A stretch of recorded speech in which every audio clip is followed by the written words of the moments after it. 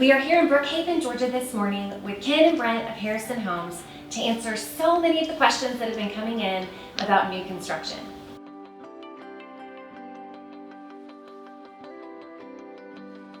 So to kick things off, we're going to keep things really interesting and talk about finance and cost. People always want to know, what is the difference between a cost of a new construction home versus a resale home? I get this question all the time, and I'm going to kick it to you guys to see if you have a better answer than I may have for my clients, because you are the pros as it comes to new construction. First off, most marriages wouldn't make it through a custom build. That's where our marriage counseling degrees come into play. Right. But so in a custom world, you're going to spend about 10 to 12% less on an overall build. Less on a custom build? Yes, that is correct. Wow. You don't have the buy and selling agent from the purchase of the property to the builder. Then you don't have the buy and selling agent purchase back to the homeowner. Yeah. So that's a big percentage in itself. Another big part of it is customization. You know, if you're buying a speculative home, you're going to buy it probably at 80% complete, to where you get to come in and just pick maybe some carpet and a couple of the colors in the walls and maybe the outside colors. But outside of that, everything else is going to be picked for you. Mm-hmm. So going into a custom home, there's nothing you can't put into that home. Right.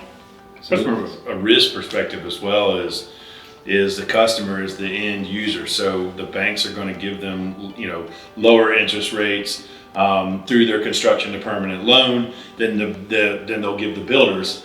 And so it's a risk factor there as well. So when we kind of budget in for our speculative homes, we're increasing our margins to account for those associated costs and the risk factor that we're taking on. Sure. And the banks see that and the lenders see that as well. And so they're going to be more inclined to give a custom loan to a homeowner at a lesser percentage rate than they are to a builder that's essentially taking that risk day in and day out. And then you have your typical resale, which in the resale is usually your cost per square foot is going to be a little bit less than new construction.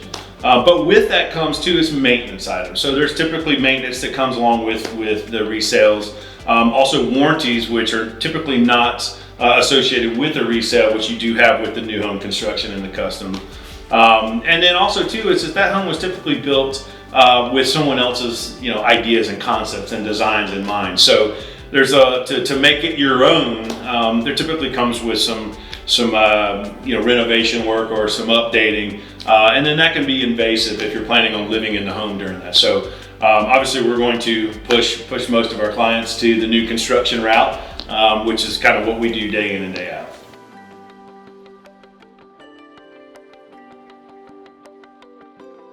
The 3 L's of construction are land, labor, lumber, and that's really where the cost of construction has started picking up.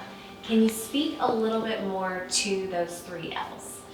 Sure. We're always trying to kind of keep track of the increases that we're seeing on those, and it's a supply and demand, right? So right now is lumber. There's over 400 mills in the United States. Only 170 of them are actually operating at this point.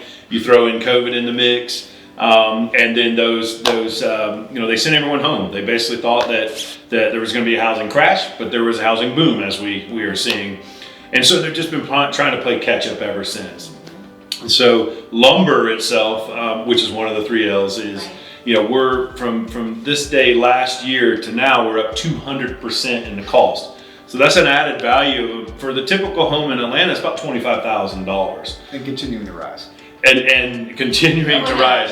And the thing is a lot of our homeowners and clients are saying, well, maybe we'll just hold off until that starts to come down. The reality is it's not. Right. This is probably the new norm as far as the cost of materials are concerned.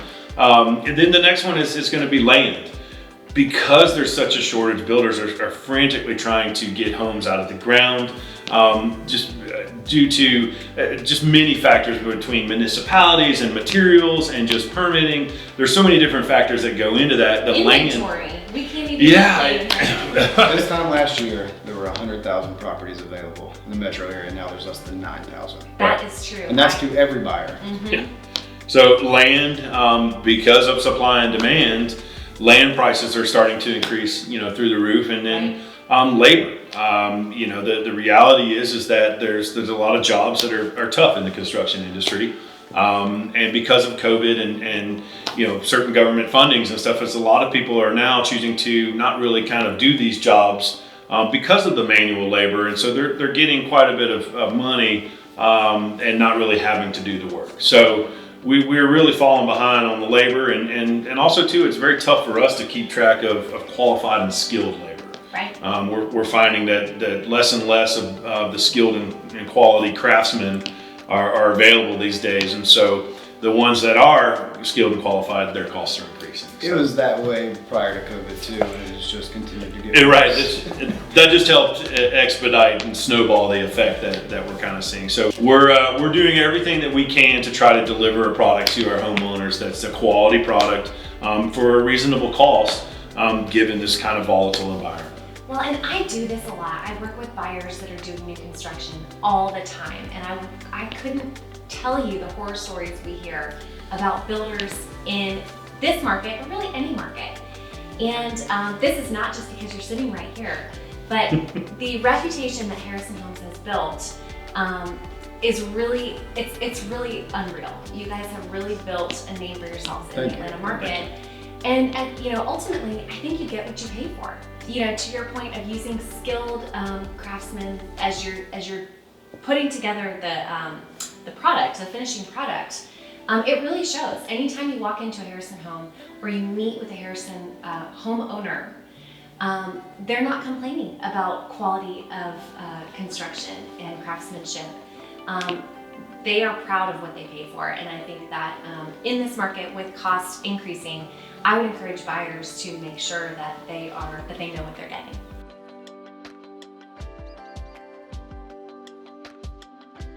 Can you talk a little bit more about that loan and the process that some of your homeowners go through in order to obtain financing on the front end?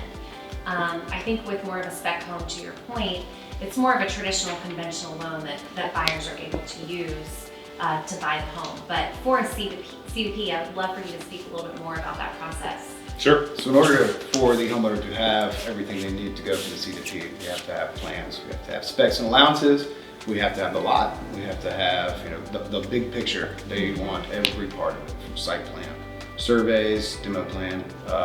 So that's the big part of the CUP that you have to have. And we help facilitate through that.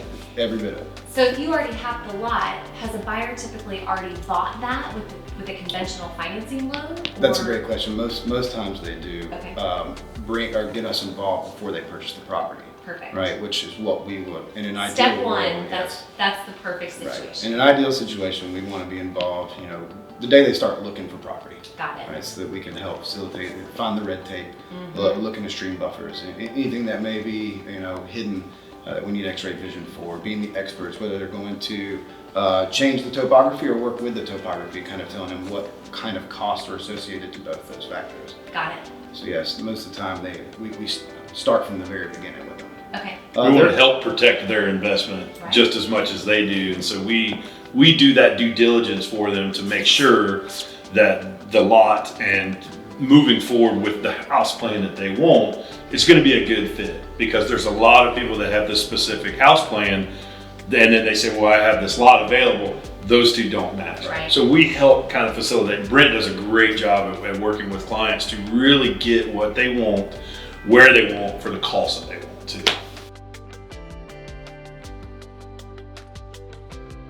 Okay, now I have to ask, is it really possible to stay in the budget when you're building a custom home? We get asked this question a lot. So I would say on average, it's about a 3 to 6% increase. And that's, you're gonna find things that along the way that we didn't help you think about. I like to tell homeowners that there's 288 options that they have to make a decision on. And a lot of those have to happen in the very beginning. Right. So you're gonna have time to sleep, you're gonna have time to think, you're gonna talk to your friends. They're gonna have things in their house that you didn't think about before. Right. You're gonna see something on HGTV, or Instagram, or wherever you find your storyboard, your inspiration. We do everything we can to manage the whole process from start to finish. The main part is at the beginning that we want to make sure we touch on the big points, right? To kind of keep you in budget. But at the end of the day, it's roughly about 3 to 6% that homeowners end up spending on average.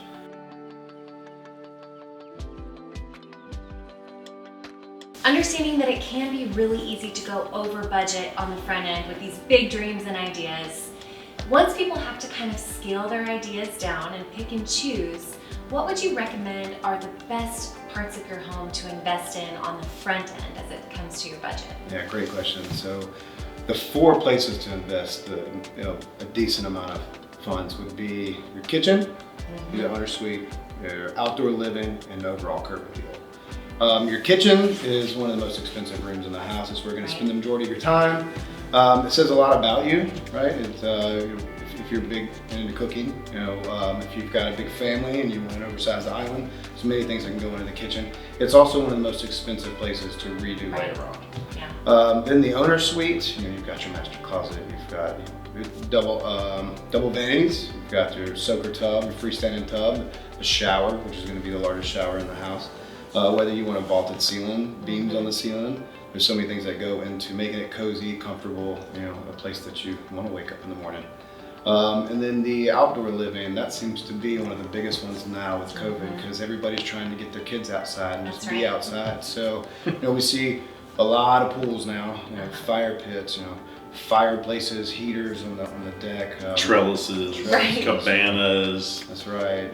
So a lot of money is spent in those places, and a lot too with low maintenance exteriors, whether it's going with a Trex decking or something different than pressure treated. Sure.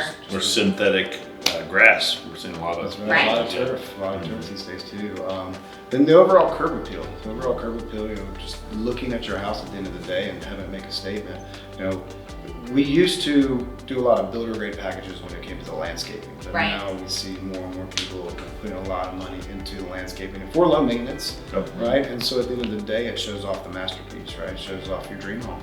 It gives that last little, this is it. So those are the 4 biggest places. Great tips. Thank you all for joining me to talk about money, financing, all that really fun stuff. And we will get together soon and chat more about finding lots and land and the next stages in the building process.